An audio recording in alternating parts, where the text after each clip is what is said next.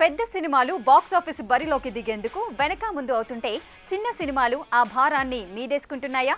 Casting కన్నా మాకు కంటెంటే ముఖ్యమంటూ వస్తున్న మీడియం రేంజ్ సినిమాలే ఇప్పుడు తెలుగు సినీ బాక్స్ ఆఫీస్ ని ఒడ్డున పడేస్తున్నాయా? బాక్స్ ఆఫీస్ వద్ద సత్తా చాటాలంటే భారీ బడ్జెట్లు అవసరం లేదా? Let's watch it.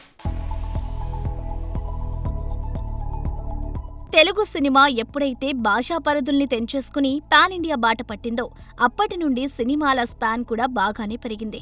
ఈ క్రమంలో కాస్టింగ్ అంటూ, కంటెంట్ అంటూ, గ్రాఫిక్స్ అంటూ ఇలా ఏదో ఒక కారణంతో అనుకున్న డేట్ కి రాకుండా సినిమా పోస్ట్ పోన్ అవుతుండడం మనం చూస్తూనే ఉన్నాం. ఒకసారి ఏడాదిలో ఇప్పటి వరకు చూస్తే గత పొంగల్ బరిలో దిగిన బాలయ్య, వెంకీలు తప్ప మరో టాప్ స్టార్ బాక్స్ ఆఫీస్ ని పలకరించింది లేదు. దీంతో బాక్స్ ఆఫీస్ ఊపిరి పీల్చుకో అన్నట్టుగా మీడియం రేంజ్ సినిమాల నుండి చిన్న సినిమాలు ఇప్పుడు బాక్స్ ఆఫీస్ ని ఒడ్డున వేసే పనిలో పడ్డాయి. వీటిలో ముఖ్యంగా చెప్పుకోవాల్సింది చైతూ నటించిన తండేల్ గురించి. చెప్పి మరీ ఈ సినిమా 100 కోట్లు కొట్టడం విశేషం. ఇక అదే బాటిలో టాలీవుడ్ ను గట్టెక్కించిన సినిమా ఏదన్నా ఉందంటే అది కోట్ అనే చెప్పాలి.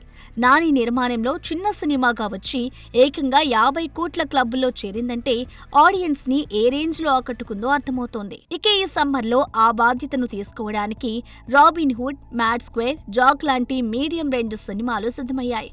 అయితే ఈసారి వీటితో పాటు హిట్ 3, హరిహర వీరమల్లు, కింగ్డమ్ లాంటి భారీ సినిమాలు కూడా వస్తుండడం ఆసక్తికరం.